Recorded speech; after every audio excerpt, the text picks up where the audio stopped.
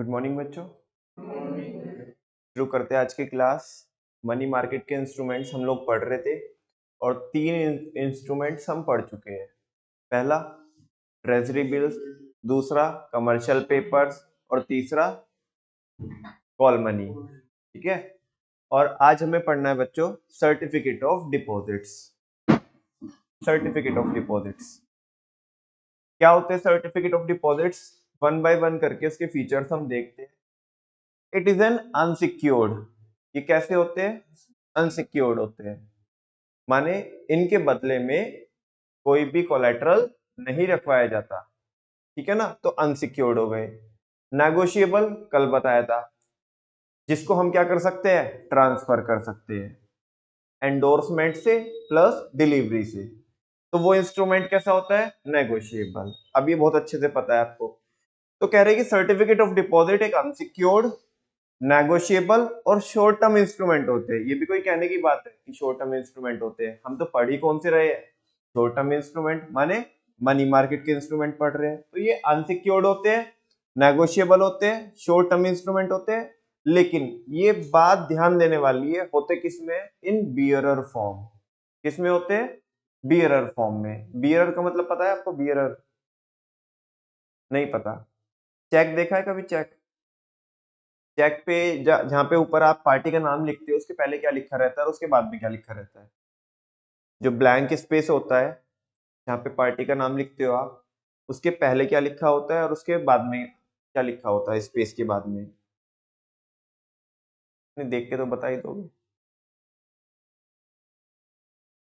जहां पे blank space होता है, पार्टी का नाम जहां पे आप लिखते हो, उसके पहले लिखा रहता है पे। क्या लिखा रहता है? कि ये जो जिस पार्टी का हम नाम लिख रहे हैं, ये पेमेंट उसे होनी है। बात समझ में आ रही है? अच्छा, थोड़ा गौर करोगे तो वो ब्लैंक स्पेस के बाद और लिख के लिखा रहता है बियरर। क्या लिखा रहता है? बियरर। बियरर का मतलब है कि या तो देखो, पे दैट पार्टी, जिसका नाम लिखा है, कि इसे पेमेंट हो जाए, या फिर जिसके पास है, या फिर बियरर का मतलब है जिसके पास है, ये इंस्ट्रूमेंट उसी का है। नहीं समझ में आई बात? चेक पे मैंने आपको एक चेक इशू किया है और उस पे नाम लिख दिया वंश संगल।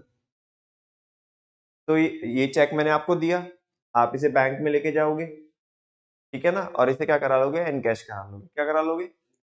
मान लिया किसी कारण से ये चेक आपका खो गया, किसी कारण से ये चेक आपका खो गया, और जिसको मिला, मान लिया जैन साहब को मिल गया, तो अभी जैन साहब का है, भले ही नाम किसका लिखा हो।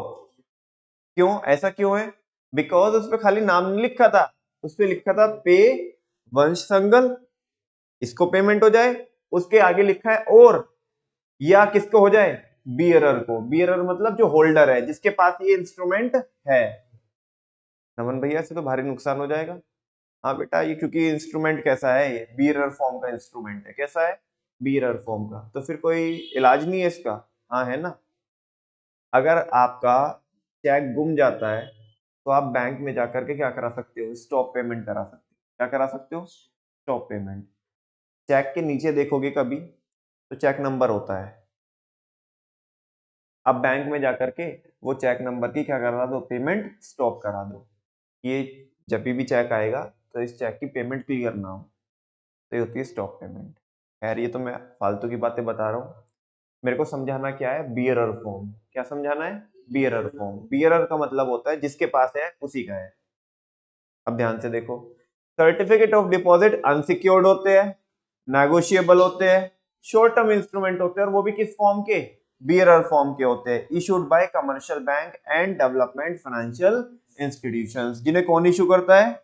या तो कमर्शियल बैंक इशू करता है, या फिर डेवलपमेंट फाइनेंशियल इंस्टीट्यूशंस। कोई भी फाइनेंशियल इंस्टीट्यूशन जो डेवलपमेंट में हेल्प करें, developmental financial institutions against the deposits kept by companies and institutions. और ये किसके बेस पे इशू करते हैं? सीओडी किसके बेस पे इशू किए जाते हैं? जो डिपॉजिट्स किसके पास है?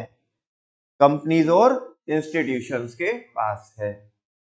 माने जो उनके पास डिपॉजिट रखे हुए है उसके बेसिस पे ये सीओडी इशू करके और क्या करते हैं, पैसा उठाते हैं। जिसके बेस पे ये पैसा उठाते हैं इसका मतलब ये नहीं उन्हें कोलेटरल रखवा दिया जाता है, क्योंकि ये क्या होते हैं, अनसिक्योर्ड होते हैं। क्या होते हैं, अनसिक्योर्ड। इनके जो हमारे पास आज डिपॉजिट्स है उनके बेस पे पैसा उठाएंगे लेकिन उन्हें कोलेटरल नहीं करेंगे, दैट्स व्हाई वो अनसिक्योर्ड है। फाइनली सर्टिफिकेट ऑफ डिपॉजिट क्या होते हैं, ये अनसिक्योर्ड होते हैं, नेगोशिएबल होते हैं, शॉर्ट टर्म इंस्ट्रूमेंट होते हैं, बीरर फॉर्म में होते हैं, जो कमर्शियल बैंक और डेवलपमेंट फाइनेंशियल इंस्टीट्यूशंस इनको इशू करता है, किसके अगेंस्ट इशू करता है, अगेंस्ट जो उनके डिपॉजिट्स उनके पास रखे हुए हैं, जो उन कंपनीज ने या उन इंस्टीट्यूशन ने जो डिपॉजिट मेंटेन किए हैं उनके बेस पे। ठीक है रमन भैया, है तो पैसा, फिर और क्यों पैसा इशू करना है, जब हमारे पास डिपॉजिट्स हैं उनके बेस पे ही हमें क्या मिल रहा है, उनको देख करके ही हमें सीओडी से पैसा मिल रहा है। हालांकि हमने गिरवी नहीं रखवाया लेकिन हमें पैसा चाहिए क्यों, जब हमारे पास पैसा है भी। हाँ उसका रीजन है इस वाले बुलेट में देखो, they can be issue to individuals, ये किसको इशू किए जा सकते हैं, इंडिविजुअल्स को इशू किए जा सकते हैं और कॉर्पोरेशन को, या किसी कॉर्पोरेशन को या कोई इंस्टीट्यूशन को, ड्यूरिंग पीरियड ऑफ, ये देखो यहाँ पे जवाब मिलेगा आपको, during period of tight liquidity, during period of tight liquidity, जब बैंक में क्या चल रही हो, टाइट लिक्विडिटी चल रही हो। टाइट लिक्विडिटी का मतलब क्या है कि बैंक में फंड्स की क्या हो, कमी हो, बैंक में फंड्स की कमी हो या उस इंस्टीट्यूशन में फंड्स की कमी हो। फंड्स की कमी का मतलब क्या है कि जो डिपॉजिट आ रहे हैं वो तो कम आ रहे हैं, लेकिन जो लोन लेने वाले जो डिमांड कर रहे हैं लोन की वो ज्यादा कर रहे हैं, तभी तो लिक्विडिटी टाइट होगी, माने हाथ तंग जब ही तो होगा कैश में बैंक के पास। तो वही बोल रहे हैं यहाँ पे कि इनको कब इशू किए जाते हैं, during period of tight liquidity when the deposit growth of bank is slow, जब बैंक की जो डिपॉजिट ग्रोथ होती है वो तो स्लो होती है, but the demand for credit is high, लेकिन क्रेडिट की, उधार की डिमांड क्या होती है, बहुत ज्यादा होती है।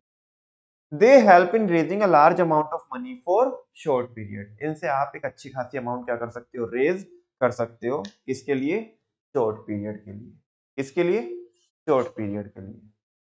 बात समझ में आती है, चलो एक बार पढ़ो सर्टिफिकेट ऑफ डिपॉजिट के तीनों बुलेट पढ़ो।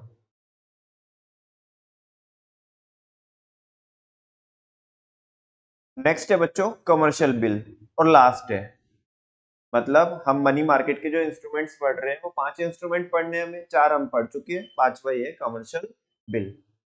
कमर्शियल बिल क्या होता है, बिल ऑफ एक्सचेंज का नाम सुना है, बिल ऑफ एक्सचेंज का नाम सुना है ना, उसी का ही एक क्या होता है, मतलब उसी का ही एक पार्ट बोलो या वो ही बोलो, लेकिन इसमें अभी तक आज तक आपने वो चीजें नहीं पढ़ी होगी जो मैं अभी आपको पढ़ाने वाला हूँ कमर्शियल बिल के अंदर। वन बाय वन ध्यान देंगे।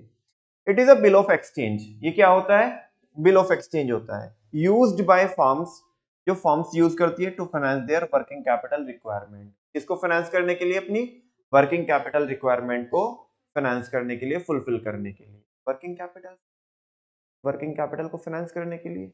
हाँ कैसे, ध्यान से सुनो, आप एक बायर हो, मैं एक कौन हूं, सप्लायर हूं, आपको इन्वेंट्री मेंटेन करनी है, क्या मेंटेन करनी है, इन्वेंट्री। ठीक है, इन्वेंट्री करंट असेट्स होती है और वो किसका पार्ट होगी, वर्किंग कैपिटल का पार्ट होगी। अरे जो हम करंट असेट्स में पैसा इन्वेस्ट करते हैं वो वर्किंग कैपिटल होती है, लेकिन आपके पास पैसा नहीं है, आपके पास इन्वेंट्री मेंटेन करने के लिए पैसा नहीं है, हम सप्लायर है, आप हमारे पास आए कि भाई साहब पैसा नहीं है लेकिन इन्वेंट्री मेंटेन करनी है। हमने बोला कि भाई उधार तो हम देते नहीं है, क्योंकि लोग पैसे लेके भाग जाते हैं, तो उधार हम देते नहीं है, ठीक है ना। करे तो क्या हो सकता है अरेंजमेंट, फिर हमने उसे ऑप्शन दिया कि चल एक काम कर, ताकि हमारे को भी एक सेफ्टी रह जाए और तेरा भी काम हो जाए, हम ना एक क्या लिख देते हैं, बिल लिख देते हैं, क्या लिख देते हैं, बिल ऑफ एक्सचेंज लिख देते हैं, तो उसको साइन करके हमें दे देना। अब वो जो बिल ऑफ एक्सचेंज होता है वो स्टैम्प पेपर पे लिखा जाएगा, जो बिल ऑफ एक्सचेंज बनता है बच्चे लोगों, आजकल तो स्टैम्प पेपर वैसे नहीं आते, अभी कैसे आते हैं, इलेक्ट्रॉनिक फॉर्म में आते हैं, ठीक है ना। तो जब भी आप स्टैम्प पेपर लेने के लिए जाओगे वहां पे वो पर्पस पूछते हैं कि किस पर्पस के लिए चाहिए आपको स्टैम्प, तो उसमें इनबिल्ड ऑप्शन आता है अभी उस सिस्टम में। तो जैसे अगर आपको बिल ऑफ एक्सचेंज लिखना है तो आप बताओगे कि जी हमें बिल ऑफ एक्सचेंज लिखना है, उसके लिए हमें स्टाम्प पेपर चाहिए, तो वहाँ पे ऑप्शन डाल करके वही वाला स्टाम्प निकाल के देते हैं, बिल ऑफ एक्सचेंज जिसके ऊपर लिखा जाता है, ठीक है ना। तो अब वो स्टाम्प पेपर पे कोई बंदा झूठ नहीं बोल सकता है ना। अब हमने ऑर्डर दिया आपको स्टाम्प उस पे, बिल ऑफ एक्सचेंज पे, कि आपको इतनी अमाउंट 10 लाख रुपए हमें 3 महीने बाद पे करने हैं, आपने उसे साइन कर दिया और हमें दे दिया। बात समझ में आ गई आपको या नहीं आती बात समझ में? आ गई ना। अच्छा, अब जहां पे हम उधार नहीं दे रहे थे, बिल ऑफ एक्सचेंज बीओई के बेसिस पे हमने आपको क्या दे दिया, उधार दे दिया, तो आपकी तो जो वर्किंग कैपिटल की नीड्स है वो फुलफिल हो गई या नहीं हो गई, किसके थ्रू हुई, बीओई के थ्रू, बिल ऑफ एक्सचेंज के थ्रू। अदरवाइज तो तुम्हें क्या चाहिए होता, कैश चाहिए होता, क्या चाहिए होता, कैश। तो ये वही तो बोल रहा है, ये एक बिल ऑफ एक्सचेंज होता है यूज्ड बाय फर्म्स, जो फर्म्स यूज करती है, जैसे आप लोगों ने यूज किया, तो finance their working capital requirement, किसको पूरा करने के लिए अपनी, दैट इज, ऐसे लिख सकते हो, टू मेंटेन इन्वेंट्री, ठीक है, टू मेंटेन इन्वेंट्री। बोल रहा है it is a short term, अरे बाबा पता है भाई, शॉर्ट टर्म ही पढ़ रहे हैं हम, it is a short term, ये कैसा होता है, शॉर्ट टर्म होता है, नेगोशिएबल होता है, कैसा होता है, तीसरी बार आ रहा है बच्चों ये, नेगोशिएबल। और सारे बच्चों को पता है बिल ऑफ एक्सचेंज तो होते ही क्या है, नेगोशिएबल। मैंने आपको जब समझाया था पहली बार कि नेगोशिएबल क्या होता है, बिल ऑफ एक्सचेंज का सहारा लेके तो समझाया था मैंने आपको। नेगोशिएबल मतलब आप किसी दूसरे को इन्हें ट्रांसफर कर सकते हो, कैसे करोगे, एंडोर्समेंट से प्लस डिलीवरी से, आपको बिल को एंडोर्स करना पड़ेगा प्लस डिलीवरी देनी पड़ेगी उसकी, ठीक है ना। तो it is a short term negotiable self liquidating instrument, कैसा है ये, सेल्फ लिक्विडेटिंग। सेल्फ लिक्विडेटिंग का मतलब है अपने आप में कैश ही है, बिल ऑफ एक्सचेंज का होना अपने आप में कैश ही है, मतलब कैश ही है।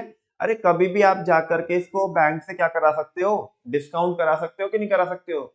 बिल ऑफ एक्सचेंज की अकाउंटिंग करी होगी आपने 11th क्लास में, करिए कि नहीं करिए, नहीं डाली आपने एंट्री, बिल ऑफ एक्सचेंज उसने पहले उसने एक बिल लिखा, फिर उसने एंडोर्स कर दिया, फिर उसने डिस्काउंट करा लिया, वो डिसओनर हो गया, इस तरह के कार्यक्रम चलते कि नहीं चलते अलग अलग केस में। हाँ जी।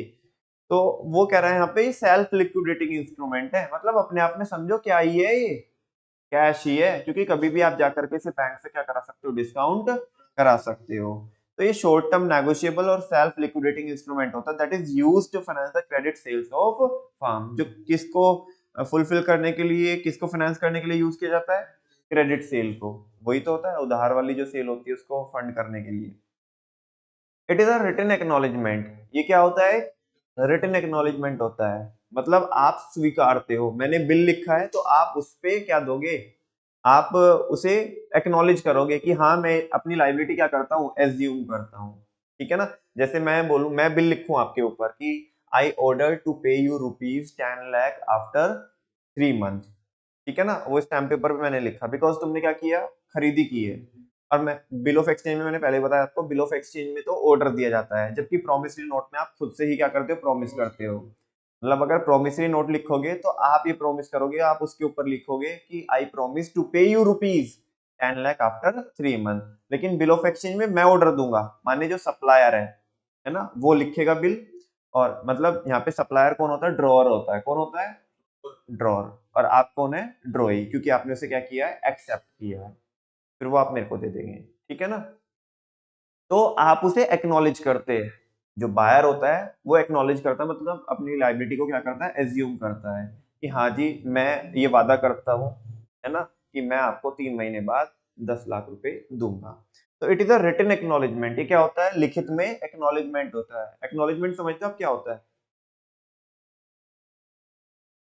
एक्नॉलेजमेंट होता है स्वीकृति, क्या होता है, स्वीकृति, मतलब मैं क्या करता हूँ, स्वीकार करता हूँ, मैंने तुम्हें ऑर्डर दिया, मान लिया, तुमने क्या किया, उस पे साइन करके उसे क्या किया, एक्सेप्ट किया, ठीक है ना, कि हाँ मैं स्वीकार करता हूँ sir. It is a written acknowledgement of debt, ये किसका रिटन एक्नॉलेजमेंट होता है, डेट का, कि हाँ भाई मैं क्या हूँ, कर्जबंद हूँ, ठीक है ना, मेरे को आपको क्या देना है, पैसा देना है।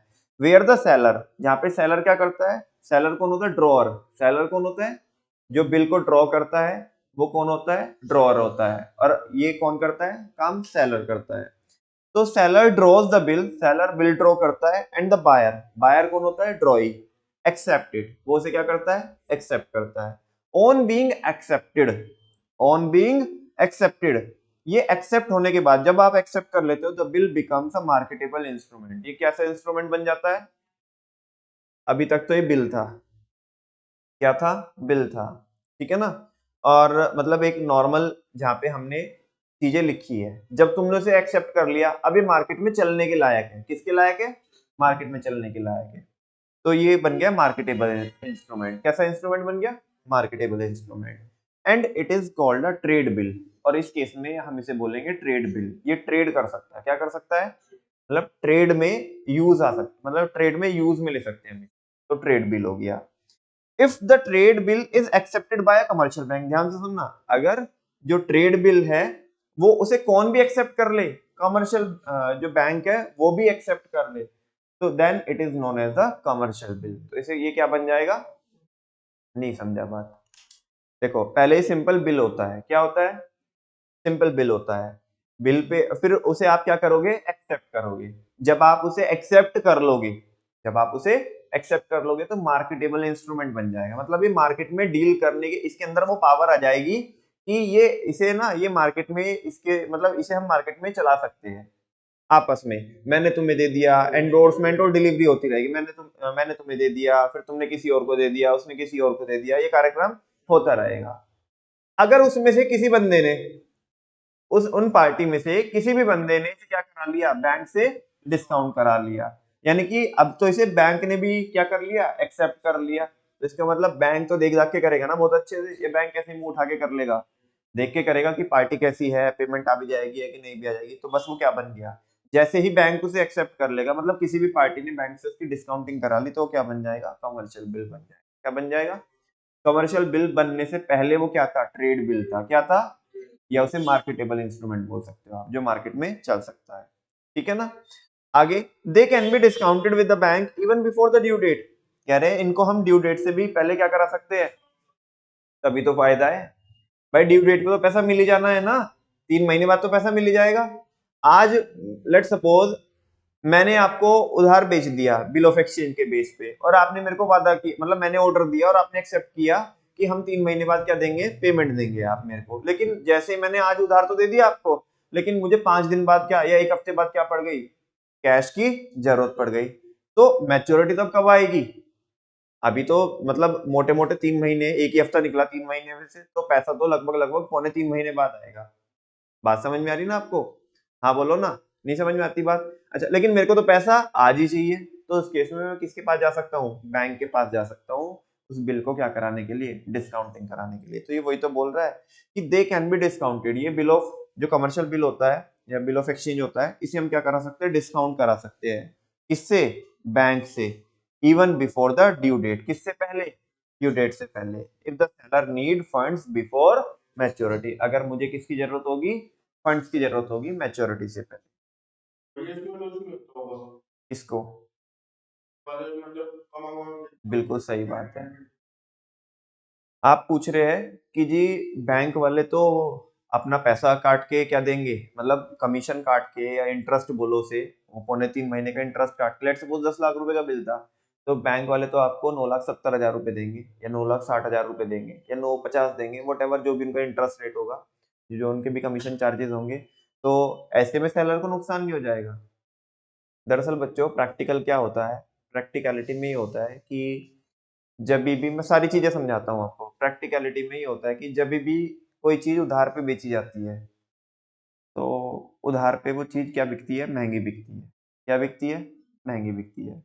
ऑलरेडी सेलर को भी पता है कि मैंने 9.5 का माल कितने में बेचा है, 10 में बेचा है, क्योंकि अगर कोई बंदा इमीडिएट पेमेंट करता है अभी के अभी, तो मार्केट में सीडी चलती है, क्या चलती है, कैश डिस्काउंट चलता है, जैसे 2% का कैश डिस्काउंट, 3% की सीडी, 5% तक की होती है, 5% बहुत रेयर होती है, आमतौर पर 1%, 2% और 3% में सिमट जाती है, ठीक है ना। एक बात तो ये, सेलर को ये पता है ऑलरेडी कि मैंने क्या बेचा है, माल महंगा बेचा है उधार पे, वो डिपेंड करता है, अच्छा वो इसके ऊपर भी डिपेंड करता है कि उधार तुमने 3 महीने का लिया है, 6 महीने का लिया, रेट उसी के अकॉर्डिंग होते हैं मार्केट में, समझ में आ रही है बात। एक बात, चलो मान लिया अगर महंगे में भी ना बेचा हो, तो आज मुझे पैसों की क्या है, जरूरत है। मान लिया मेरे को इन्वेंट्री मेंटेन करनी है, जिससे मैं बैंक तो मेरे को 50,000 काट के देगा, 10 के कितने देगा, 9.5 देगा। लेकिन वो मैं 9.5 से अगर मैं इन्वेंट्री लगाता हूँ तो उससे मैं 4 लाख रुपए कमा सकता हूँ। कितने कमा सकता हूँ, 4 लाख। ठीक है, बैंक ने मेरे को 50,000 काट के दिए, यस और नो। लेकिन अगर मैं आज इन्वेंट्री नहीं लगाता हूँ तो मैं वो 4 लाख गवा दूंगा जो मैं कमा सकता था। लेकिन अगर मैं इन्वेंट्री लगाता हूं तो 4 लाख कमा लूंगा। तो 4 लाख को कमाने के लिए अगर 50,000 रुपए मेरे को शहीद भी करने पड़ जा रहे हैं तो नेट नेट तो मेरे घर में फिर भी कितने आ रहे हैं, 3.5 आ रहे हैं। तो बोलो मैं बैंक से डिस्काउंट कराऊंगा या नहीं कराऊंगा, या बस ये सोच करके नहीं नहीं यार 50,000 का नुकसान हो जाएगा, बैंक तो कम देगा पैसे, मैं नहीं करा रहा डिस्काउंट। अबे भाई, जहां पैसा बैंक दे देगा आज, 50 काट के देगा, है ना। वही 3 महीने के अंदर अंदर मैं एक और इन्वेंट्री लगा लूंगा, एक लेवल और इन्वेंट्री का लगा लूंगा और उसको 3 महीने के अंदर अंदर बेच करके 4 लाख और कमा लूंगा। जब तक वो पैसे मिलेंगे वहां से तो वो 85,000, चलो मान लिया मैंने 50,000 बचा लिए, अगर मैं आज नहीं बैंक से डिस्काउंट कराता हूँ तो मैं ये मानूंगा कि मैंने 50 बचा लिए, ठीक है ना। लेकिन ये भी तो देखो, 4 गवा भी तो दिए। काश बैंक से क्या करा लेते, डिस्काउंट करा लेते और 50,000 को शहीद कर देते।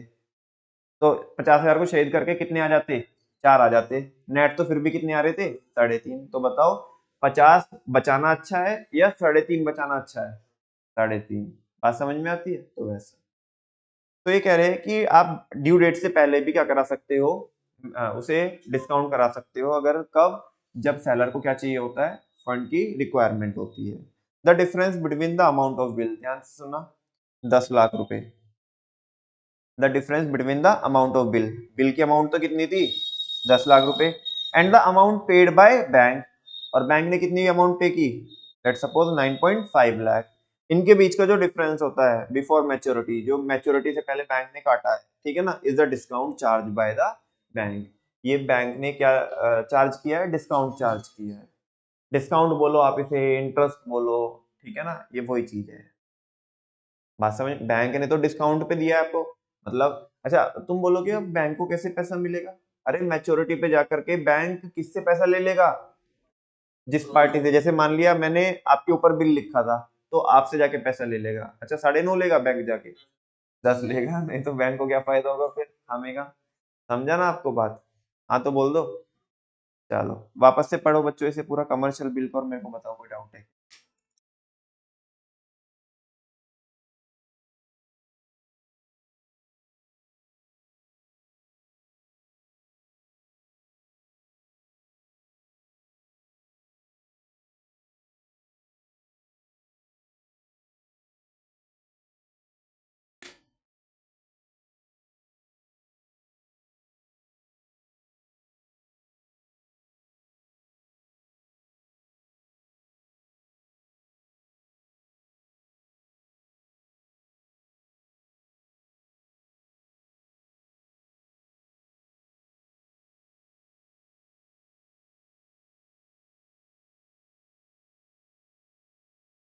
आ गई बात समझ में। नेक्स्ट चल सकते हैं बच्चों अभी। एक बार ये देखते हैं कि अभी तक हमने इसमें चैप्टर में क्या क्या पढ़ा, और उसके बाद फिर आगे चलते हैं कैपिटल मार्केट पे, क्योंकि एक बार फ्लो आ जाएगा ना तो फिर दिक्कत नहीं होगी। सबसे शुरू में बच्चों हमने बेसिक बात करी कि मार्केट में दो पार्टीज होती है, एक हाउस होल्ड और एक बिजनेस फर्म। हाउस होल्ड पैसा सेव करती है और बिजनेस फर्म पैसा इन्वेस्ट करती है।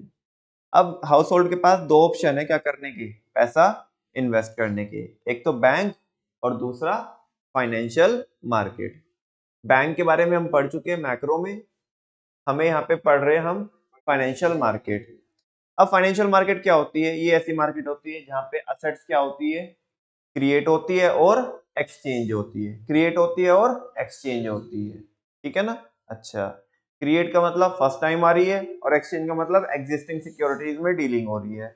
फाइनेंशियल मार्केट के कुछ फंक्शंस होते हैं जो, जिसे हम बोलते हैं एम पे reduce the cost of discovery, M for mobility and channelization वाला वो पॉइंट था कि ये फंड्स को मूव कराने का काम करते हैं और चैनलाइज करते हैं उनको मोस्ट प्रोडक्टिव यूज में। पी फॉर, ये लिक्विडिटी प्रोवाइड करती है, क्या प्रोवाइड करती है, reduce the cost of transaction, transaction की कॉस्ट को कम करती है, कल भी समझाया था। और डिस्कवरी, वो प्राइस डिस्कवरी में क्या करती है, हेल्प करती है। तो ये 4 फंक्शन हमने पढ़ लिए बच्चों। फाइनेंशियल मार्केट पढ़ी, फाइनेंशियल मार्केट के फंक्शंस पढ़े, अब टाइप देख रहे हैं फाइनेंशियल मार्केट के। मनी मार्केट होती है, कैपिटल मार्केट होती है। मनी मार्केट में पढ़ा चुका हूं आपको। अब मनी मार्केट के प्लेयर्स भी पढ़ा चुका हूं कि इसमें कौन कौन डील करते हैं और किन किन चीज में डीलिंग होती है वो भी पढ़ा चुका हूं। माने मनी मार्केट के इंस्ट्रूमेंट 5 इंस्ट्रूमेंट होते हैं। पहला treasury bills, commercial paper, call money, certificate of deposit and the last one is commercial bill. Commercial bill में और कमर्शियल पेपर में बहुत फर्क है कि नहीं है? बहुत ज्यादा फर्क है। कभी दोनों को एक ही जैसा सोचो। ठीक है, अब आ जाते हैं हम किस पे, कैपिटल मार्केट पे। ये है पूरे चैप्टर का फ्लो। अब हमें पढ़नी है कैपिटल मार्केट, और फिर कैपिटल मार्केट के दो बच्चे, प्राइमरी और सेकेंडरी, फिर कुछ प्राइमरी के भी टॉपिक है। ठीक है ना, इस तरीके से हमारा सीक्वेंस चलेगा। चलो ये देखते हैं, ये सब कुछ पढ़ चुके हैं हम। ये रहा मनी मार्केट। मनी मार्केट को कौन गाइड करता है, रेगुलेट करता है? डीएफएचआई। कौन करता है? डीएफएचआई। नाम तो सुना ही होगा, नहीं सुना? हाँ जी, discount finance house of India. ठीक है ना। मेजर पार्टिसिपेंट पढ़ चुके हैं, इंस्ट्रूमेंट देख चुके हैं। टी बिल्स हो गए, सीपी हो गए, नेक्स्ट है कॉल मनी, ये भी हो गया। सर्टिफिकेट ऑफ डिपॉजिट भी, कमर्शियल बिल भी। आज करते हैं बात किसकी, कैपिटल मार्केट की। कैपिटल मार्केट की, कैपिटल मार्केट क्या होती है? आ जाने दो एक बारी से, एक दो दिन से दिक्कत कर रही है।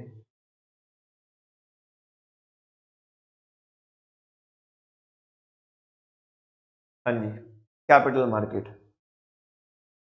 मनी मार्केट तो वो मार्केट होती है जहां से आपको शॉर्ट टर्म, नहीं लॉन्ग टर्म नहीं, जहां से आपको खाली शॉर्ट टर्म के लिए फंड्स क्या होते हैं, मिलते हैं। जहां पे आप अरेंजमेंट करते हो किसके लिए, शॉर्ट टर्म के लिए। तो कैपिटल मार्केट कौन सी होगी? बाकी बचा कौन, मीडियम और लॉन्ग टर्म। तो जिस भी मार्केट से आपको पैसा मिलता है मीडियम टर्म के लिए और लॉन्ग टर्म के लिए, वो कौन सी मार्केट है, कैपिटल मार्केट। अब कैपिटल मार्केट एक नेटवर्क है। क्या है? नेटवर्क है, बहुत सारे लोग होगा। इसमें सब आ जाएंगे, आपके इन्वेस्टमेंट बैंकर आ जाएंगे, स्टॉक एक्सचेंज आ जाएगा, आपके कमर्शियल बैंक्स आ जाएंगे, या बाकी जितने भी फाइनेंशियल इंस्टीट्यूशंस हैं जो मीडियम और लॉन्ग टर्म फंड्स आपको प्रोवाइड कराते हैं, उन सबका नेटवर्क, उन सबको कलेक्टिवली हम क्या बोलते हैं, कैपिटल मार्केट। क्या बोलते हैं? Capital market. वो ही यहाँ पे लिखा हुआ है बच्चों। मतलब जहां जहां से भी आपको मीडियम टर्म के लिए और लॉन्ग टर्म के लिए पैसा अरेंज हो जाएगा, जिन भी इंस्टीट्यूशन से, उन इंस्टीट्यूशंस के नेटवर्क को क्या बोल रहे हैं, कैपिटल मार्केट। क्या बोल रहे हैं? Capital market. देखो, capital market refers to the whole network. ये क्या होता है? पूरा का पूरा नेटवर्क, पूरा का पूरा नेटवर्क किसका, ऑफ ऑल ऑर्गेनाइजेशंस, उन सारे ऑर्गेनाइजेशंस का या उन सारे इंस्टीट्यूशंस का that provides medium and long term funds, जो क्या प्रोवाइड करते हैं, मीडियम और लॉन्ग टर्म फंड्स प्रोवाइड करते हैं। कौन कौन होते हैं इसमें? अभी बोला मैंने, जल्दी से बोलो। कमर्शियल बैंक्स आ गए, स्टॉक एक्सचेंज, वेरी गुड।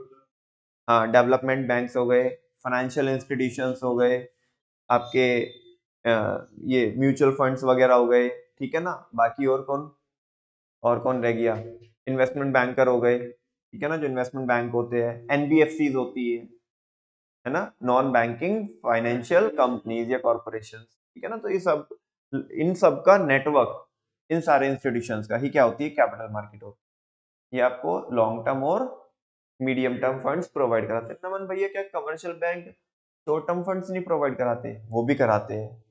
जब वो कराएंगे शॉर्ट टर्म, तो उस केस में हम उन्हें यहाँ पे नहीं पढ़ेंगे, हम उन्हें कहाँ पे पढ़ते हैं, मनी मार्केट में। कहाँ पे पढ़ते हैं, मनी मार्केट। कह रहे capital market consist of development bank, commercial bank and stock exchanges. इसके भी ज्यादा मैं आपको नाम बता चुका हूँ। ठीक है ना। Long term funds are raised and invested in the form of both debt and equity. कह रहे कि जो लॉन्ग टर्म फंड्स होते हैं ना, उनको हम उठा सकते हैं, इन्वेस्ट कर सकते हैं, किसकी फॉर्म में, डेट की फॉर्म में भी और इक्विटी की फॉर्म में भी। ये यार ये बात समझा था थोड़ा, तो बहुत बेसिक बात है, मैंने आपको पिछले चैप्टर के सबसे शुरुआत में समझाई थी।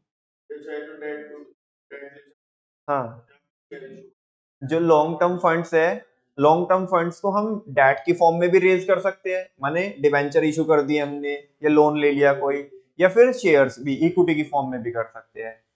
सिमिलरली जब हमें इन्वेस्टमेंट करनी है तो इन्वेस्टमेंट भी ऐसे ही कर सकते हैं, या तो हम किसी को उधार दे सकते हैं तो वो तो डेट हो जाएगा अगले के लिए, हाँ, या फिर हम क्या कर सकते हैं, हमें जब क्या करनी है, इन्वेस्टमेंट करनी है, तो हम किसी कंपनी के क्या कर सकते हैं, शेयर परचेज कर सकते हैं, तो वो इक्विटी में हो जाएगी इन्वेस्टमेंट। तो कह रहे हैं कि पैसा उठाना और पैसा लगाना ये दोनों ही फॉर्म में हो सकता है, डेट में भी और इक्विटी में भी। आगे क्या कह रहा है, the instruments used in the capital market are shares. उधर तो जो इंस्ट्रूमेंट होते हैं, कौन कौन से इंस्ट्रूमेंट होते हैं, जैसे टी बिल्स होते हैं, सीपी होते हैं, सीओडी होते हैं, कमर्शियल बिल होते हैं, कॉल मनी होती है, वहां तो इस तरह के इंस्ट्रूमेंट होते हैं। कैपिटल मार्केट में किस तरह के इंस्ट्रूमेंट होते हैं बच्चों, शेयर्स हो गए, डिबेंचर्स हो गए, बॉन्ड्स हो गए, पब्लिक डिपॉजिट्स हो गए, एक्सेट्रा।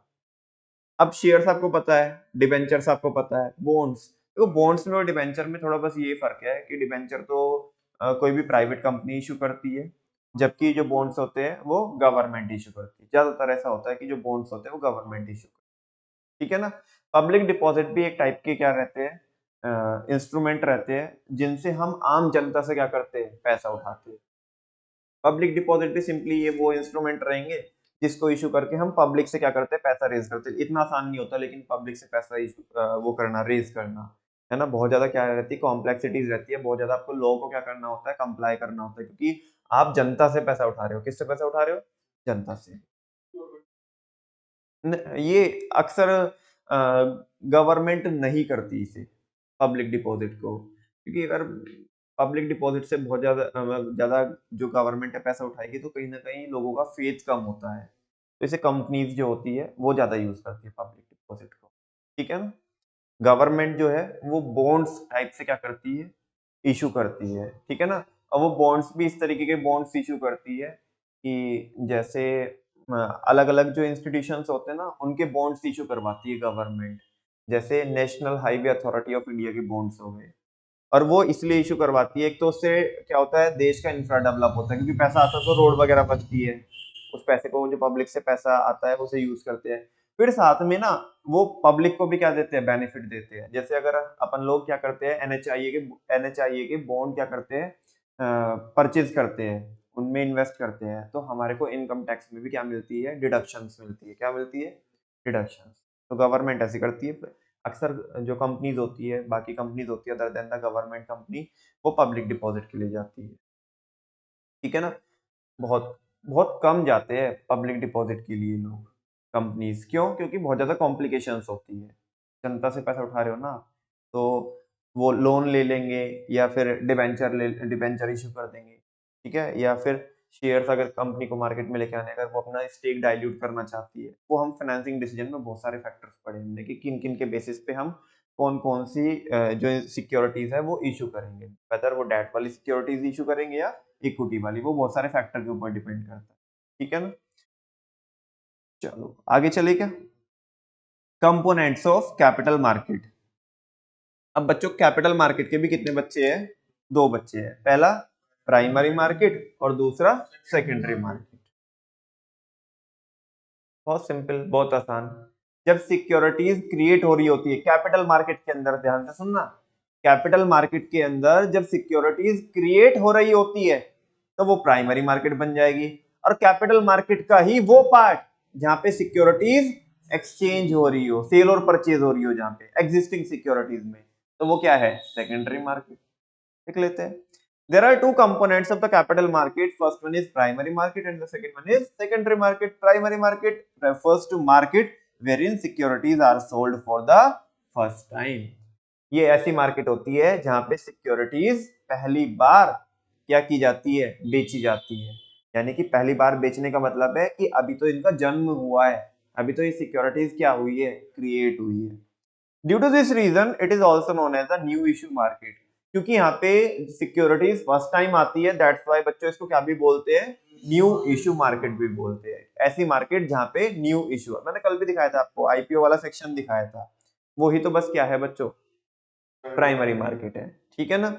द कॉमन, सॉरी, हाँ सही तो बोल रहा हूँ। The common securities through which a company can raise capital in the primary market are equity shares, preference shares, debentures etcetera. कह रहे कि वो कॉमन सिक्योरिटीज जिनके थ्रू एक कंपनी शुरुआत में क्या करती है या फर्स्ट टाइम क्या करती है, पैसा रेज कर सकती है, वो कौन कौन सी सिक्योरिटीज होती है? इक्विटी शेयर्स होते हैं, प्रेफरेंस शेयर्स होते हैं, डिबेंचर्स होते हैं, एक्सेट्रा एक्सेट्रा। सबसे ज्यादा कौन यूज किए जाते हैं? Equity shares. प्रेफरेंस शेयर तो पिछले, मैं ये कहूंगा कि करीबन 12-13 साल से तो प्रेफरेंस शेयर किसी कंपनी ने मार्केट में भारत में तो इशू किए ही नहीं है। कर सकते हैं लेकिन किए ही नहीं है, क्योंकि उनका एक अलग ही सीन है आज के टाइम पे। प्रेफरेंस शेयर कहने को शेयर है ये, लेकिन एक्चुअल में इनकी जो अकाउंटिंग होती है बच्चों, इंड AS 109 के अकॉर्डिंग वो लाइबिलिटी के जैसी होती है, मतलब डेट के जैसी होती है इनकी अकाउंटिंग, है ना। इनमें क्या रहता है, ये हाइब्रिड इंस्ट्रूमेंट होते हैं, कंपाउंड फाइनेंशियल इंस्ट्रूमेंट इन्हें बोला जाता है। खैर वो बहुत आगे की बात है, वो जान दो। या तो कंपनी इक्विटी शेयर से इशू करते हैं, कह रहे प्रेफरेंस भी कर सकते हैं जिसके बारे में मैंने आपको कुछ और भी बताया, और डिबेंचर भी इशू करते हैं। ये कॉमन सिक्योरिटीज होती है, सबसे ज्यादा यूज होने वाली यही है इक्विटी शेयर, ठीक है ना। डिबेंचर भी उतने यूज नहीं होते। आगे, funds raised may be for setting up of new project, expansion, diversification, modernisation of existing plants, mergers and takeovers etcetera. क्या बोल रहा है? या तो कोई हमें नया प्रोजेक्ट लगाना है, या कोई अपने बिजनेस को एक्सपेंड करना है, या डाइवर्सिफाई करना है, या अपने एग्जिस्टिंग जो बिजनेस है, प्लांट है, उसे मॉडर्नाइज करना है। मॉडर्नाइज करना है, हाँ, एग्जिस्टिंग प्लांट को। या हमें क्या करना है? मर्जर करना है, एक दूसरी कंपनी को अपने में मर्ज करना है ना, या टेक ओवर करना है, उसे खरीदना है, या अमेलगमेशन करना है, हमें इस तरह की चीजें हैं। हाँ बोलो ना, एक्वायर करना है किसी कंपनी को। तुम्हें क्या लगता है ये जो यहाँ पे जो चीजें लिखी है, छोटी छोटी चीजें लिखी है, बड़ी बड़ी चीजें लिखी है? बड़ी बड़ी चीजें लिखी है। इनमें छोटा छोटा पैसा लगेगा, बहुत छोटा छोटा है, कि बड़ा बड़ा पैसा लगेगा? बड़ा बड़ा पैसा लगेगा, इसमें ह्यूज अमाउंट में क्या लगेगा? पैसा लगेगा। अच्छा, इसमें वो नहीं लिखा यार, इन्वेंट्री मेंटेन करनी है, वो छोटी चीज है, वो वर्किंग कैपिटल है। उसके लिए तो कौन चाहिएगा? मनी मार्केट में जाइएगा, शॉर्ट टर्म फंड चाहिए। क्या चाहिए? वो इधर नहीं मिलेंगे लाला, वो किधर मिलेंगे? मनी मार्केट में। उधर छोटे छोटे कामों के लिए इधर मत आइएगा, इधर अगर आपको क्या करना है, नेक्स्ट लेवल कुछ तो काम करना है, तो इधर से पैसा उठाइएगा। और ये सारे बच्चों को पता है, मैंने पिछले चैप्टर में आपको समझाया था कि लॉन्ग टर्म फंड से शॉर्ट टर्म इन्वेस्टमेंट हो तो सकती है, लेकिन प्रेफर नहीं करेंगे हम। अगर बेनिफिट हुआ तो ही करेंगे, जो कि ज्यादातर केस में शायद नहीं होगा, क्योंकि तुमने 5 साल के लिए पैसा उठाया, इन्वेस्ट कर रहे हो 1 साल तक के लिए, तो बहुत कम चांस है कि तुम्हें फायदा होगा। कुछ एक्स्ट्रा ऑर्डिनरी मार्केट में सिचुएशन बनी होगी तो हो सकता है। तो इसीलिए कह रहा है कि जब यहाँ पे कैपिटल मार्केट में पैसा मिलता है मीडियम टर्म के लिए और लॉन्ग टर्म के लिए, तो शॉर्ट टर्म में इन्वेस्टमेंट कैसे करेंगे? ये सारी जो चीजें लिखी हुई है, इन्वेस्टमेंट करने वाली जो चीजें लिखी है, ये शॉर्ट टर्म वाली लिखी है, मीडियम या लॉन्ग टर्म वाली लिखी है? हाँ, लॉन्ग टर्म वाली। और ज्यादा से ज्यादा बोलोगे थोड़ा डिस्काउंट करके तो मीडियम टर्म वाली, हालांकि है तो ये लॉन्ग टर्म वाली, क्योंकि हम प्लांट लगाते हैं तो 1 साल से ज्यादा, 5 साल से कम के लिए लगाते हैं, हम लॉन्ग टाइम के लिए लगाते हैं। किसी भी प्लांट को, बड़े प्लांट को लगाते हैं तो उसकी लाइफ होती है 20 साल, 30 साल ऐसे, ठीक है ना। अच्छा, प्राइमरी मार्केट समझ में आई आपको? अब नोट में देखो क्या बोल रहा है, ध्यान से देखना बच्चों, ये एग्जाम में आ सकता है और आपको एमसीक्यू में भी पूछा जा सकता है। कह रहे primary market directly contributes to capital formation as it helps in transfer of surplus funds from saver to investor for setting up of new project, expansion, diversification, merger. Primary market किस में कंट्रीब्यूट करती है? Capital formation में help करती है, contribute करती है। Primary market capital formation में, ध्यान से सुनो, एक और आगे आएगा, सेकेंडरी मार्केट के लिए भी बोलेगा। सेकेंडरी मार्केट के लिए बोलेगा कि वो इकोनॉमिक ग्रोथ में हेल्प करती है। किस में हेल्प करती है? अभी एग्जाम में पूछेगा कि बताओ कौन कैपिटल, एक पूछेगा कोई तो आपसे, है ना, ये दोनों भी पूछ सकता है। मुझे ऐसा लगता है कि एक पूछना चाहिए, क्योंकि दोनों अगर पूछेगा तो फिर तो बच्चे आंसर कर देंगे, उन्हें पता ही चल जाएगा। एक पूछेगा तो कंफ्यूजन रहेगा ना। वो पूछेगा कि बताओ एक ऐसी मार्केट का नाम बताओ जो कैपिटल फॉर्मेशन में हेल्प करती है। वो आपको ऑप्शन देगा, money market, primary market, secondary market, all of the above. Primary market is the right answer. अब ये है क्या, ये भी समझ लो। प्राइमरी मार्केट किस में कंट्रीब्यूट कर रही है? कैपिटल फॉर्मेशन में। किस में हेल्प कर रही है? इससे कैपिटल फॉर्म हो रही है। क्या फॉर्म हो रही है? देखो हाउस होल्ड के पास एक्स्ट्रा पैसा पड़ा हुआ था, पड़ा हुआ था, लेकिन प्राइमरी मार्केट में सिक्योरिटीज फर्स्ट टाइम आती है, फर्स्ट टाइम आती है। मान लिया देश के अंदर जो सारी कंपनीज की कैपिटल थी, मैं एक जस्ट छोटा सा नंबर ले लेता हूं आपको समझाने के लिए, 10 लाख रुपए की थी। कितने की थी? जितनी भी कंपनी थी भारत के अंदर उन सबकी जो शेयर कैपिटल थी, इक्विटी शेयर कैपिटल, वो 10 लाख रुपए थी। कितनी थी? 10 लाख रुपए थी। माने अगर ये प्राइमरी मार्केट ना होती, समझो अभी आप, प्राइमरी मार्केट ना होती तो ये कैपिटल 10 की 10 लाख रहती, क्या बढ़ भी जाती? 10 की 10 लाख रहती। अभी क्योंकि प्राइमरी मार्केट है, प्राइमरी मार्केट में सिक्योरिटीज फर्स्ट टाइम आती है। अब मेरी कंपनी, मैं मेरी कंपनी का आईपीओ लेके आया, है ना? अब मैंने क्या किया, अब वो आईपीओ लेके आया तो तुम उसमें क्या करोगे? जो आम जनता है जिनके पास एक्स्ट्रा पैसा पड़ा था, ऐसे ही पैसा पड़ा था एक्स्ट्रा, है ना, वो क्या करेंगे? वो जो जो पैसा जो आपने इधर उधर डाल के रखा था, अब वो सही जगह आके लगेगा। माने पहले 10 लाख रुपए की कैपिटल थी, अभी वो जो 10 लाख की कैपिटल का बेस था भारत का, जितना भी पूरे के पूरे कंट्री का, पूरी की पूरी इकोनॉमी का, अब क्योंकि मैं 5 लाख का तो आईपीओ लेके आया, कितने का लेके आया? तो वो जो कैपिटल पहले 10 की थी वो अब कितने की हो जाएगी? 15 की हो जाएगी कि नहीं हो जाएगी? तो इससे कैपिटल फॉर्म हो रही है। क्या फॉर्म हो रही है? कैपिटल फॉर्म हो रही है। अदरवाइज तो वो पैसा तुम्हारा चैनलाइज हो ही नहीं रहा था ना, पहले तो ऐसे ही पड़ा था ना फालतू में वो पैसा तुम्हारे पास। जो सेवर्स है, हाउस होल्ड है, उनके पास तो वो पैसा एक्स्ट्रा ही पड़ा हुआ था। अब क्योंकि वो प्राइमरी मार्केट के थ्रू अगर इन्वेस्ट करते हैं किसमें? सिक्योरिटीज में, तो इससे कैपिटल फॉर्म हो रही है, कैपिटल बेस बढ़ रहा है कंट्री का। तो वही तो बोल रहा है कि कैपिटल फॉर्मेशन में हेल्प कर रहा है। किसमें? कैपिटल को फॉर्म करने में हेल्प कर रहा है। तुम्हारा जो एक्स्ट्रा पैसा पड़ा था उससे कैपिटल बन रही है। क्या बन रही है? कैपिटल बन रही है। अच्छा, जब सेकेंडरी मार्केट आएगी तो सेकेंडरी मार्केट में बच्चे लोगों को होता क्या है? सेकेंडरी मार्केट में जो एग्जिस्टिंग सिक्योरिटीज होती है, जैसे अब ये पहली बार मैंने शेयर लेके आया तो प्राइमरी मार्केट में लेके आया, अब तो मेरी सिक्योरिटीज पुरानी हो गई, अब तो उनमें क्या होगी? डीलिंग होगी। मान लिया तुम्हें आईपीओ में अलॉटमेंट मिला था, है ना, जो आईपीओ आया था तुम्हें अलॉटमेंट मिला, अब तुम्हें वो शेयर रखने नहीं है, उसे खरीदने हैं, तो तुम इसे बेच दोगे। लेकिन ये कार्यक्रम होगा कहाँ? सेकेंडरी मार्केट में। कहाँ पे होगा? अच्छा, तुम कब बेचोगे? जब तुम्हें क्या होगा? फायदा होगा। क्या होगा? फायदा। माने तुमने खरीदे थे 100 रुपए के और तुमने बेचा उसे 150 का, तो तुम्हें एक शेयर पे कितने का फायदा हुआ? 50 रुपए का फायदा हुआ। अच्छा, उनने क्यों खरीदा है? उनने भी इस इंटेंशन से खरीदा है कि आज मैं 150 को खरीदूंगा, कल मैं 200 का, 250, 300, 500 का बेचूंगा। शेयर और नो। अच्छा, इस बार कैपिटल फॉर्म नहीं हो रही,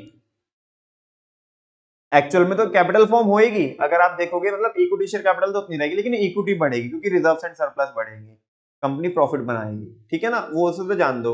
लेकिन इस बार आप पैसा कमा रहे हो। कौन पैसा कमा रहे? आप। जब आप पैसा कमा रहे हो तो देश की इनकम बढ़ेगी कि नहीं बढ़ेगी? देश की इनकम बढ़ेगी तो इकोनॉमिक ग्रोथ होगी कि नहीं होगी? बिल्कुल। ये बात समझ में आई? ये मैंने आपको यहीं पे समझा दिया, वहां पे मैं आपको बस जस्ट उसे रीड आउट करूंगा। रीड आउट क्या करूंगा? वो यहाँ पे तो बोल रहा है कि प्राइमरी मार्केट किस में हेल्प करती है? कैपिटल फॉर्मेशन में हेल्प करती है, जो कि मैंने आपको बताया, क्योंकि आपका जो बेकार, जो सरप्लस आइडल पैसा पड़ा था वो कैपिटल में लग रहा है। किस में लग रहा है? तो देश की कैपिटल का बेस बढ़ रहा है, कैपिटल फॉर्मेशन में हेल्प करती है प्राइमरी मार्केट। जबकि सेकेंडरी मार्केट किस में हेल्प करती है? इकोनॉमिक ग्रोथ में हेल्प करती है। किस में हेल्प करती है?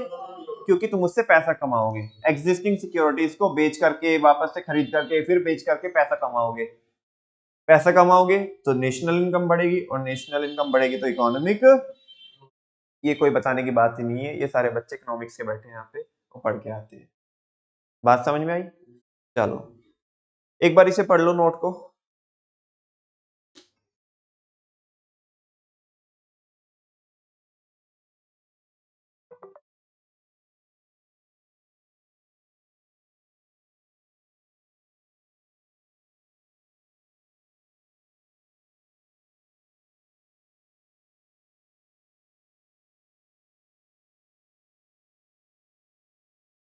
समझ आया आपको बच्चों? आगे चल सकते हैं। अब ये है बच्चों, एक टॉपिक है methods of flotation. Methods of flotation, methods of, नाम से डिफाइंड है, मेथड्स ऑफ फ्लोटेशन। फ्लोट कराने के मेथड क्या है? फ्लोट समझते हो? फ्लोट, फ्लोट मतलब तैरना। अच्छा, तुम्हें क्या लगता है प्राइमरी मार्केट में सिक्योरिटी तैरती है कि नहीं तैरती है? मतलब उसे रिलेट करो थोड़ा। सिक्योरिटीज पहली बार आ रही है कि नहीं आ रही है? तो मतलब उसे लॉन्च कर रहे हैं कि नहीं कर रहे हैं? उसे हम ऐसे बोल सकते हैं कि सिक्योरिटीज मार्केट में फ्लोट कर रही है प्राइमरी मार्केट में। सेकेंडरी मार्केट में ट्रेड हो रही है सिक्योरिटी, लेकिन प्राइमरी मार्केट में फ्लोट हो रही है। क्या हो रही है? फ्लोट मतलब पहली बार आ रही है ना, उसको रिलीज कर रहे हैं हम, लॉन्च कर रहे हैं। अच्छा, अब वो कह रहा है मेथड्स ऑफ फ्लोटेशन।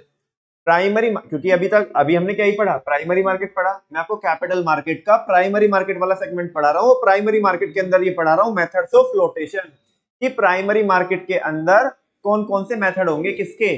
फ्लोटेशन के। मतलब सिक्योरिटीज को आप किन किन तरीकों से ला सकते हो, किसमें? प्राइमरी मार्केट में। पहला है बच्चों ऑफर थ्रू प्रोस्पेक्टस। क्या होता है? Offer through prospectus. ध्यान से सुनना। देर आर वेरियस मेथड्स, कह रहे बहुत सारे मेथड्स होते हैं of floating new issues. Market में नए इशू को लाने के लिए कई सारे मेथड होते हैं the primary market which are given as under, जो हम यहाँ पे देखेंगे। पहला है offer through prospectus. 1 minute 2 minute का ब्रेक लेंगे अभी यहाँ पे।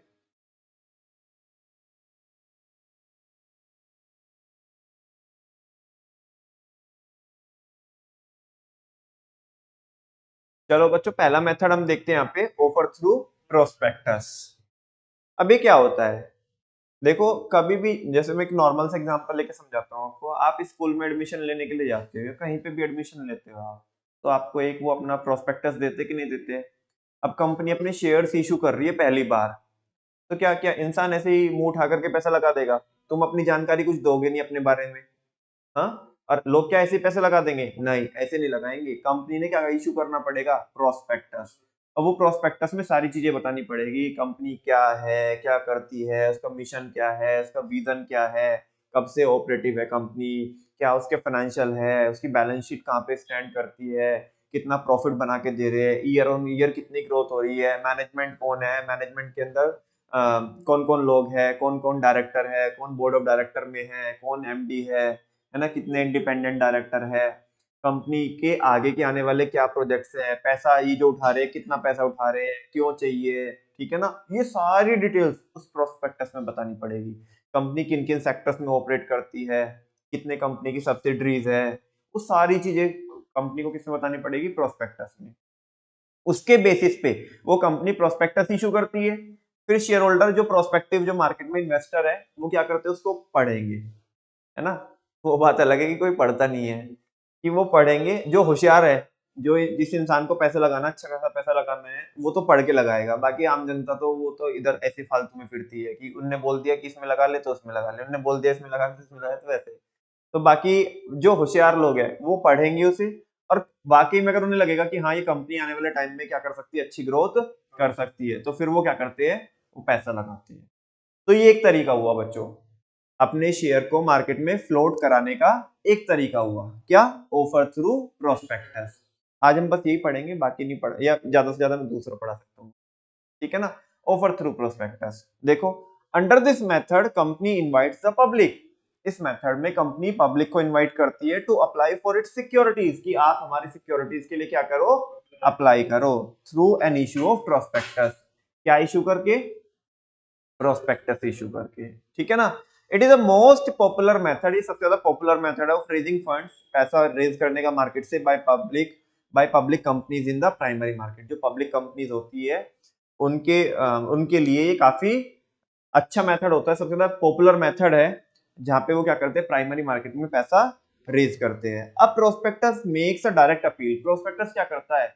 एक डायरेक्ट अपील करता है, मतलब वो कह तो कुछ नहीं रहा, लेकिन उसके अंदर जो चीजें लिखी हुई है वो यही तो बता रही है कि भाई हम इतने अच्छे हैं, ये सारी चीजें हैं हमारे बारे में, और आप इस चीज को देख करके क्या करें? इन्वेस्ट करें। तो प्रोस्पेक्टस क्या करता है? एक डायरेक्ट अपील करता है। अरे प्रोस्पेक्टस कोई इंसान नहीं होता, कभी सोचो कोई इंसान होता है, ठीक है ना? तुम तो इतनी गहराई में चले गए, इतने बिल्कुल मंत्र मुग्ध हो गए कि जैसे तुम्हारे चेहरे से ऐसा लग रहा है कि प्रोस्पेक्टस कोई तो इंसान होता है, ये अपील करता है। नहीं, ये बुकलेट होती है, ठीक है ना? प्रोस्पेक्टस एक अपील करती है, डायरेक्ट अपील करती है, किसको? इन्वेस्टर को। एक बात तो बताओ, प्रोस्पेक्टस के अंदर बैलेंस शीट है, बैलेंस शीट ऑफ एसओपीएल है। एसओपीएल में भर भर के प्रॉफिट दिख रहे हैं आपको। क्या दिख रहे हैं? भर भर के प्रॉफिट दिख रहे हैं। तो ये कुछ ना कहने के बावजूद भी कुछ कहने का एहसास आपको करा रही है कि नहीं करा रहा है? प्रोस्पेक्टस क्या एहसास करा रहा है? कि कंपनी क्या है? अच्छी है, पहले भी पैसा जनरेट करके दिया है, आगे भी जनरेट करके देगी, तो तुम ठीक है, आ जाओ ना, कंपनी में पार्टिसिपेट कर लो ना, कंपनी के मैनेज उसमें आ जाओ ना, शेयर होल्डर बन जाओ ना उसके, ठीक है ना, तो ओनरशिप में आ जाओ। तो एक प्रोस्पेक्टस डायरेक्ट अपील करता है इन्वेस्टर को to raise capital through an advertisement in newspaper, और इसका हम जो एडवर्टीजमेंट है वो कहाँ पे दे सकते हैं, न्यूज़पेपर में दे सकते हैं, मैगजीन्स में दे सकते हैं, वगैरह वगैरह जो बिजनेस जर्नल होते हैं उनमें दे सकते हैं। For this company also uses the services of underwriters और ब्रोकर। इसके लिए कंपनी किसको भी यूज कर सकती है, किसकी सर्विसेज को भी यूज कर सकती है, अंडरराइटर और ब्रोकर। अब बेटा वैसे तो बहुत लेंथी प्रोसेस है ना, लेकिन मजे की बात यह है कि मैंने आपको बताई नहीं है। जब मैंने आपको मैक्रो इकोनॉमिक्स में बैंकिंग पढ़ाया था, अंडरराइटर कौन होता है बताया था कि नहीं बताया था, जब मैं अंडरराइटिंग कमीशन पढ़ा रहा था आपको। अरे कल परसों भी तो बोल रहे थे आप इधर।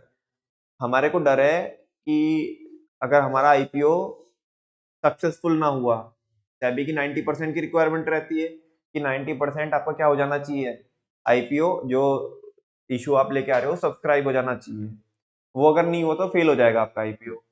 तो अगर मान लिया मेरे को डर लग रहा है कि मेरे कंपनी में जो मैं जितने मैं शेयर इशू कर रहा हूँ 90% भी वो नहीं बिकेंगे, तो उस केस में फिर मैं क्या करता हूँ, मैं एक बैंक की क्या लेता हूँ, सर्विस लेता हूँ, और बैंक के साथ अंडरराइटिंग कॉन्ट्रैक्ट करता हूँ। क्या करता हूँ कि अगर नहीं बिके तो हमारे शेयर किसने खरीदने पड़ेंगे, बैंक ने खरीदने पड़ेंगे, और उसके बदले में मैं उसे क्या देता हूँ, कमीशन देता हूँ, जिसको बोलते हैं अंडरराइटिंग कमीशन। और इस अरेंजमेंट को, इस पूरे के पूरे अरेंजमेंट को बोलते हैं क्या, अंडरराइटिंग। क्या बोलते हैं, अंडरराइटिंग। तो यहाँ पे वो बोल रहा है कि इसके लिए जब हम ऑफर थ्रू प्रोस्पेक्टस करते हैं, इसके लिए कंपनी किसकी सर्विसेज को भी यूज कर सकती है, अंडरराइटर्स या ब्रोकर की सर्विसेज को भी यूज कर सकती है, अवेल कर सकती है। The issue is required to be listed on at least one stock exchange. बच्चे लोगों, जो हम इशू लेके आ रहे हैं, कम से कम उसे एक स्टॉक एक्सचेंज पे हमें क्या कराना पड़ेगा, लिस्ट कराना पड़ेगा। उस पे भी नहीं कराएंगे तो फिर मार्केट में सिक्योरिटीज ट्रेड कैसे करेगी। स्टॉक एक्सचेंज समझते हो आप, एनएससी और बीएससी, नेशनल स्टॉक एक्सचेंज और बॉम्बे स्टॉक एक्सचेंज। कल भी दिखाया था मैंने, वो पूछता है कि एनएससी पे बाय करना है आपको ट्रेड करना है या बीएससी पे बाय करना है, ठीक है ना। तो आपको कम से कम अगर अपनी सिक्योरिटीज जब मार्केट में लेके आते हो तो कम से कम एक स्टॉक एक्सचेंज पर लिस्ट कराना पड़ेगा ना, तभी तो ट्रेडिंग होगी ना। रमन भैया दोनों पे क्यों नहीं करा, तो दोनों पे करा लो ना, उस पे भी ट्रेडिंग होगी, उस पे भी। अरे पैसा लगता है भाई, ठीक है ना, पैसा लगता है स्टॉक एक्सचेंज पे लिस्ट कराने का सिक्योरिटीज को। तो कुछ कंपनी, वैसे तो ज्यादातर कंपनी दोनों पे लिस्ट कराती है, लेकिन कुछ कंपनी होती है जिनके पास अभी इतना पैसा नहीं है, तो वो एक पे भी, कम से कम एक पे तो कराना पड़ेगा, अदरवाइज तो ट्रेडिंग ही नहीं होगी फिर। वो बोल रहे हैं आगे, the content of the prospectus should be in accordance with the provisions of the companies act and SEBI disclosure and investor protection guidelines. कह रहे ए खबरदार, प्रोस्पेक्टस में कुछ भी झूठ झूठ मत बोलना, है ना। कह रहे कि प्रोस्पेक्टस के अंदर जो भी लिखोगे ना, वो इन अकॉर्डेंस विद, किसके अकॉर्डिंग होना चाहिए, provisions of the companies act. किसके अकॉर्डिंग होना चाहिए, कंपनीज एक्ट के प्रोविजंस के अकॉर्डिंग होना चाहिए। वो हमारे कंपनीज एक्ट ने जो जो भी बताया, जैसे जैसे बताया वैसे होना चाहिए। साथ में जो सेबी के डिस्क्लोजर रिक्वायरमेंट है उसके अकॉर्डिंग होना चाहिए। मतलब कुछ भी झूठ झूठ मत बोलना, कल चल के बोल दो कि हमारी उसमें, हमारी कंपनी में अमिताभ बच्चन कौन है, मैनेजिंग डायरेक्टर है, वो डायरेक्टर है, या उसने भी इतने शेयर होल्ड करके रखे हैं, वो प्रमोटर है। ऐसे झूठ झूठ बोलोगे ना तो जनता तो पागल हो जाएगी, कह रहे अच्छा अमिताभ बच्चन भी इसमें, फिर तो बढ़िया होगी, उनने भी तो कुछ लोग ऐसे सोचते हैं हमारे भारत में, अबे भाई वो होशियार बंदा है, हो चाहे हो या ना हो, लोग ये देखते हैं भाई वो होशियार है, उसने भी तो कुछ सोच समझ के ही पैसा लगाया होगा, है ना। तू, तेरे को तो कुछ अकल भी नहीं है, तो उसने लगाया तो तू भी बस उसके पीछे चल। तो ऐसे ऐसे झूठ झूठ नहीं बोल सकते आप इसमें प्रोस्पेक्टस में। समझ में आ रही है बात आपको।